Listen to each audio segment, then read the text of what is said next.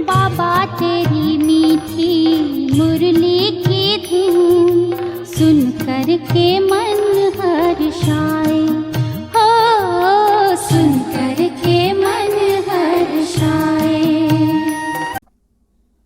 ओम शांति। आज 4/8/2023 की साकार मुरली है। आज प्यारे बाप दादा कहते, मीठे लाडले बच्चे, बाप आए हैं तुम्हारे लिए स्वर्ग की नई दुनिया स्थापन करने, इसलिए इस नरक से दिल न लगाओ, इनको भूलते जाओ।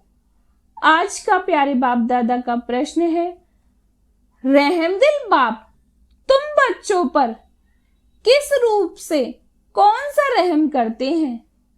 उत्तर है, बाबा कहते, मैं बाप रूप से मीठी सैक्रीन बन तुम बच्चों को इतना प्यार देता हूं जो दुनिया में दूसरा कोई भी दे न सके।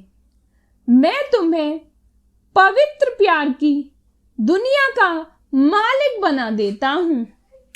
टीचर बन तुम्हें ऐसी पढ़ाई पढ़ाता हूं जो तुम वहशत की बीवी बन जाते हो। यह पढ़ाई है मनुष्य से देवता बनने की।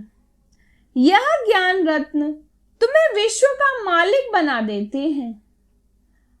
आज का प्यारे बाप दादा का गीत है, कौन है माता कौन है पिता। ओम शांति। बच्चों को ओम शांति का अर्थ समझाया जाता है। ओम का अर्थ है आई एम आत्मा, मैं आत्मा निराकार परमात्मा की संतान हूं। शरीर का फादर वह है जिसने जन्म दिया।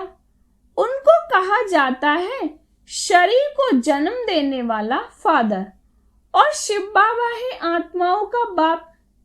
वह तो है ही है। ढेर के ढेर करोड़ आत्माएं अपनी निराकारी दुनिया में रहती हैं। वहां सदैव निराकारी ही है। विकारी तो परम धाम में रह न सके। पहले तो यह बात पक्की करनी पड़ेगी, मैं आत्मा, मेरा बाप परमात्मा। आत्मा के संबंधी सब भाई भाई हैं।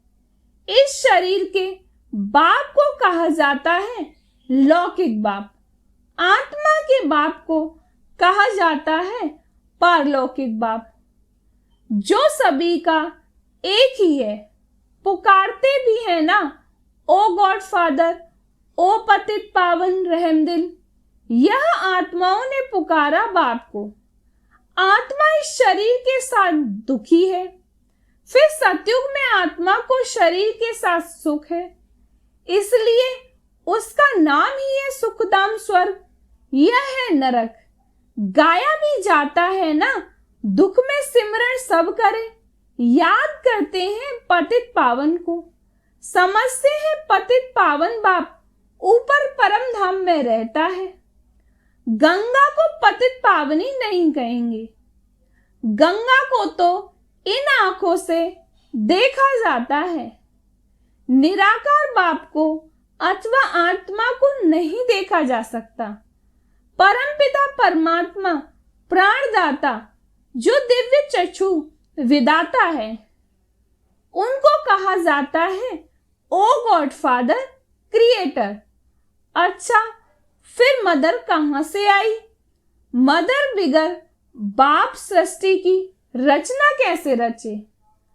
मदर तो जरूर चाहिए ना। गॉड फादर मनुष्य सृष्टि का रचयिता, वह है सबका बाप। फादर है तो मदर भी जरूर होगी। बाप आकर समझाते हैं, मैं हूं ही निराकार। मैं जब आऊं शादी करूं तब बच्चे होंगे। परंतु शादी तो करनी नहीं है। बच्चे पैदा करने हैं, शादी बिगर। बच्चों को मैं एडॉप्ट करता हूं। समझो कोई स्त्री नहीं है, चाहते हैं कि अपनी मिल्कियत किसको देकर जाऊं, फिर धर्म के बच्चे बनाते हैं, एडॉप्ट करते हैं, तो माँ बाप दोनों ठहरे ना। तो बेहद का बाप कहते हैं कि मैं भी फादर हूं, मैं कैसे रचूं। समझ की बात है ना। बाप खुद आकर समझाते हैं, मुझे शरीर तो चाहिए ना, तो इनका आधा लेता हूं। तुम कहते हो हम ईश्वर की संतान हैं। ईश्वर की संतान तो सब है, परंतु इस समय बाप सम्मुख आया हुआ है। तुम बच्चों को गोद में ले जाते हैं। तुम समझते हो हम बाबा के बच्चे बने हैं। बाप है स्वर्ग का रचयिता। स्वर्ग का मालिक बनाने के लिए राजयोग सिखलाते हैं, खुद बैठ बतलाते हैं, मैं निराकार गॉड फादर हूं। निराकार को मनुष्य सृष्टि का रचयिता कैसे कह सकते? तो बच्चों को एडॉप्ट कर उन्हों को ही बैठ समझाते हैं कि मैं शिव निराकार हूं, तुम भी निराकार आत्माएं हो। तुम गर्भ जेल में आते हो, मैं गर्भ जेल में नहीं आता हूं। तुम्हारे लिए है आधा कल्प गर्भ महल, आधा कल्प है गर्भ जेल। क्योंकि आधा कल्प माया रावण पाप कराती है। सतयुग में माया होती नहीं जो पतित दुखी बनाए। मैं 21 जन्मों के लिए तुमको स्वर्ग का वर्षा देता हूं। नई दुनिया स्वर्ग को कहा जाता है। मकान भी पुराना होता है तो पुराने को छोड़ नए में जाते हैं। यह भी पुरानी दुनिया है ना। वह है नई दुनिया, गोल्डन एज, पावन दुनिया। तो बाप कहते हैं, लाडले बच्चे, मैं तुम्हारे लिए स्वर्ग स्थापन कर रहा हूं। तुम फिर नरक से दिल क्यों लगाते हो? अब नरक को भूल जाओ, मुझ बाप और स्वर्ग को याद करो। पुरानी दुनिया को भूलते जाओ। यह है बेहद का सन्यास। पुरानी देह सहित जो कुछ भी देखते हो उनका भी ममतत्व छोड़ो। समझो हम सब कुछ ईश्वर को देते हैं। यह शरीर, धन दौलत, बच्चे आदि सब खत्म हो जाने वाले हैं। यह वही महाभारत लड़ाई है जिसके द्वारा मुक्ति, जीवन मुक्ति के गेट्स खुलने हैं। हरि का द्वार कहते हैं ना। हरि कहा जाता है श्री कृष्ण को। उनका द्वार है बैकुंठ। बैकुंठ के गेट बाप आकर खोलते हैं। वहां कोई पतित जा नहीं सकता, इसलिए पतित से पावन बनाते हैं, दुख से लिबरेट करते हैं। और कोई लिबरेट कर न सके। दुख हरता, सुख करता बाप ही है। बाप कहते हैं, मैं तुमको राजयोग सिखलाता हूं, सदा के लिए सुख देने आया हूं। मैं तुम्हारे लिए बैकुंठ हथेली पर लाया हूं। तुम राजयोग सीखकर मनुष्य से देवता बनते हो। बुद्धि भी कहती है कि बरोबर समझ की बातें हैं। समझो यह पुरानी दुनिया है, फिर यह नहीं बनेगी। सर्वशक्तिमान एक ही बाप है जो अपनी शक्ति से स्वर्ग का मालिक बनाते हैं। चाहते भी ही है एक राज्य हो, ऑलमाइटी अथॉरिटी का राज्य हो। सो तो सतयुग त्रेता में अटल अखंड सुख शांति में देवी देवताओं की राजधानी थी। कोई विघ्न नहीं था। उनको अद्वैत राज्य कहा जाता है। दूसरा धर्म ही नहीं जो दुखी बने। अभी देखो, भल क्रिश्चियन एक ही धर्म के हैं तो भी उन्हों की आपस में बहुत लड़ाई होती है, क्योंकि माया का राज्य है। सतयुग में माया होती नहीं। अभी कहते हैं, ओ गॉड फादर रहम करो। बाप कहते हैं, रहम तो सब पर करूंगा। सब बच्चों को पापों से मुक्त करता हूं, अर्थात दुनिया से लिबरेट कराता हूं। तुम सब आत्माओं को ले जाता हूं निराकारी दुनिया में। बाकी शरीर तो भस्म हो जाएगा। नेचुरल कैलमिटीज गाई हुई हैं, आसार भी देख रहे हो। फेमन पड़ना जरूर है। बाप कहते हैं, इस छींची दुनिया से ममतत्व तो तोड़ो। बेहद का बाप है सैक्रीन। कहते हैं, मैं जो तुमको प्यार करता हूं सो कोई कर न सके। अभी तुमको पवित्र दुनिया का मालिक बनाता हूं। रजाई के लिए तुम पढ़ रहे हो। एम ऑब्जेक्ट बुद्धि में है, नया कोई समझ न सके। जब तक कि कोई बैठ उनको समझावे, एक हफ्ता बैठ समझे कि मनुष्य से देवता बनना है। इसलिए बाप को जादूगर कहा जाता है। ज्ञान रत्नों से मनुष्य को देवता बनाता हूं। उनको रत्नागर, सौदागर, मुसाफिर भी कहते हैं। तुमको आकर स्वर्ग की महाराजा महारानी बनाते हैं। मुसाफिर कितना हसीन है। तुम जो कोई काम के नहीं थे, अब तुमको पढ़ाकर वैश्य की बीबी बनाता हूं। तुम जानते हो, हम सूर्यवंशी चंद्रवंशी बनने के लिए पढ़ रहे हैं। परमात्मा पढ़ाते हैं। तुम यहाँ क्या पढ़ते हो? तुम कहेंगे मनुष्य से देवता बनने के लिए पढ़ रहे हैं, क्योंकि यह आसुरी गुणों वाली मनुष्य सृष्टि विनाश होने वाली है। कहते भी हैं, मुझ निर्गुण हारे में कोई गुण नहीं। वह तो वही रहमदिल बाप बैठकर तुमको पढ़ाते हैं। सभी धर्मों वाले एक निराकार बाप को ही परमात्मा मानेंगे। मनुष्य भल गॉड फादर कहते हैं, परंतु जानते नहीं कि वह कौन है, कहाँ आते हैं। अभी तुम जानते हो, वह पुरानी पतित दुनिया में आते हैं, क्योंकि पावन दुनिया स्थापन करते हैं। पुरानी दुनिया को नई दुनिया बनाते हैं। नई दुनिया में तो सुख ही सुख है। बाप कहते हैं, नई दुनिया स्थापन करने कल्प कल्प मुझे आना ही है। यह तो बुद्धि समझती है कि रात के बाद दिन है, फिर चक्र में कलयुग आना है।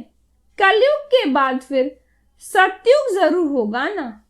तुम बच्चों को कहा ही जाता है स्वदर्शन चक्रधारी। आत्मा जानती है मैं 84 जन्म कैसे लेती हूं। कोई मनुष्य को सदगति दे न सके। मैं ही आकर समझाता हूं। हम तुमको पावन बनाते हैं। योग बल से तुम विश्व पर जीत पाते हो। बाप है सर्वशक्तिमान। बाप से तुमको बेहद का वर्षा मिलता है।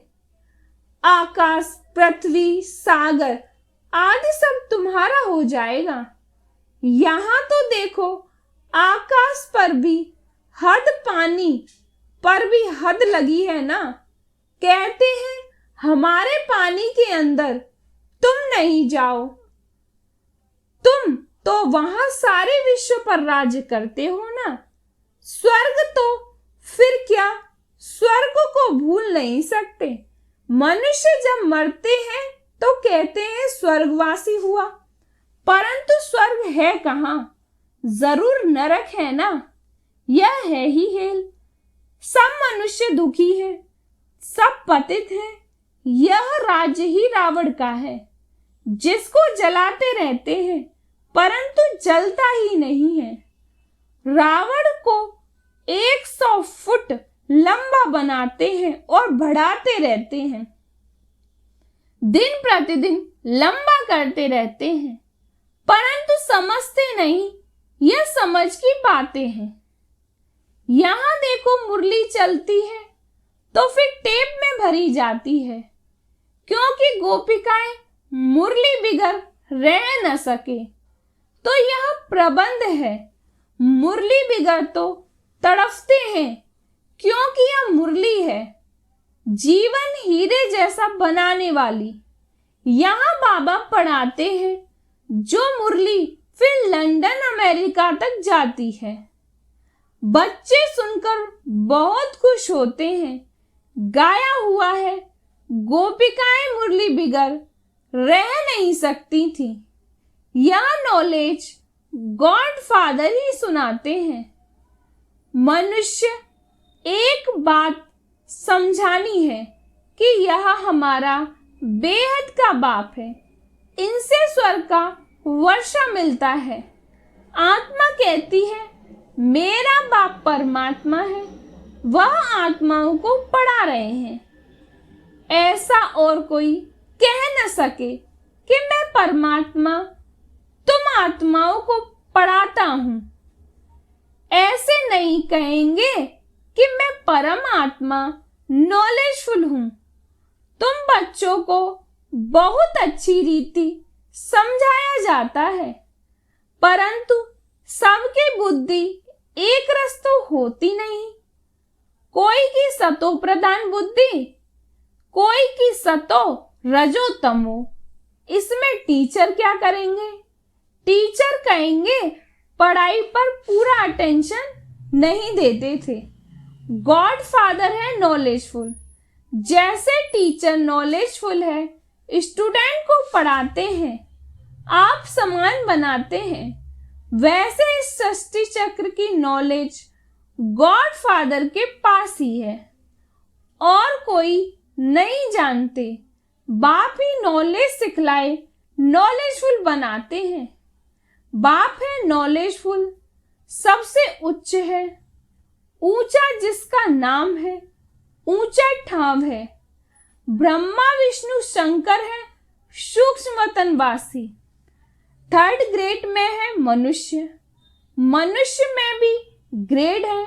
सतयुग में मनुष्यों की ग्रेड बड़ी उच्च रहती है।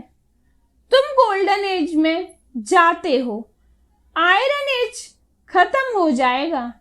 गोल्डन एज है तो सिल्वर एज नहीं, कॉपर एज है तो आयरन एज नहीं। यह सब बातें बुद्धि में रखनी चाहिए, इसलिए चित्र बनवाए हैं। सतयुग में बहुत थोड़े मनुष्य होते हैं, कलयुग में तो ढेर के ढेर मनुष्य हैं। पूछते हैं बाबा विनाश कब होगा? विनाश तब होगा जब नाटक पूरा होगा, सब चले जाएंगे। बाबा है मुक्त जीवन मुक्ति का गाइड। वह रहते हैं परम धाम में, तुम भी वहां के रहने वाले हो, यहां आए हो पाठ बजाने। बाप कहते हैं बच्चे तुम्हें माया पर जीत पानी है, इसमें हिंसा की कोई बात ही नहीं।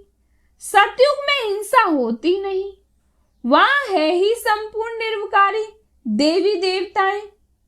अच्छा, मीठे मीठे शिकील दे बच्चों प्रति माता पिता बाप दादा का याद प्यार और गुड मॉर्निंग। रूहानी बाप की रूहानी बच्चों को नमस्ते।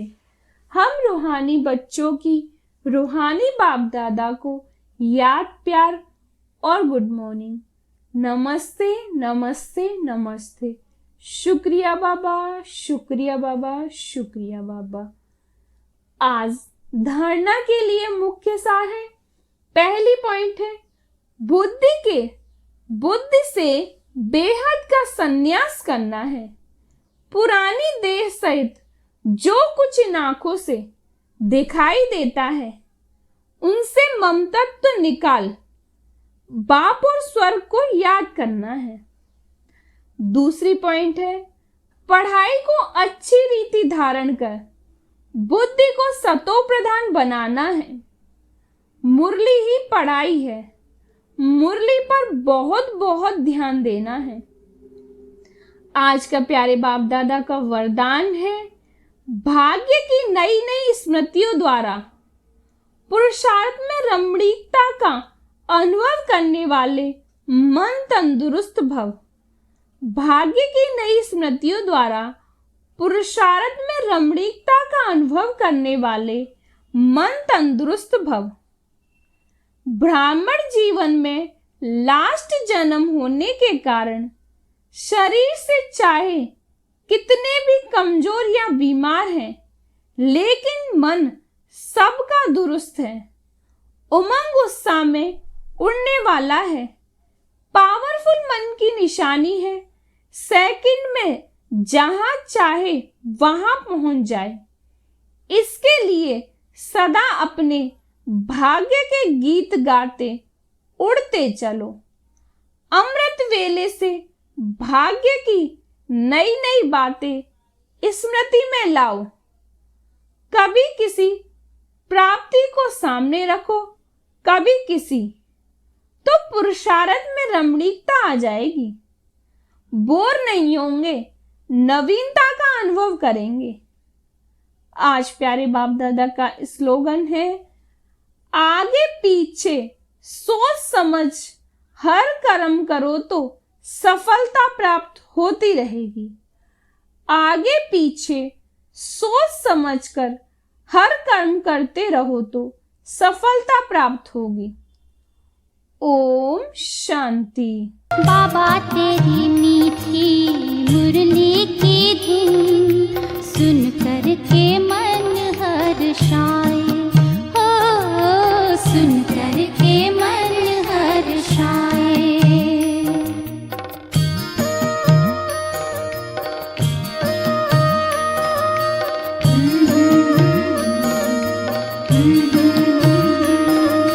बाबा तेरी मीठी मुरली में प्रेम की गंगा बहती है। उड़ चले आओ वतन में, मीठे स्वर में कहती है। वरदान शक्तियाँ देने को बाबा बैठे हैं बाहें फैलाए। बाबा तेरी मीठी मुरली की धुन सुन कर के मन हर्षाए, हो सुन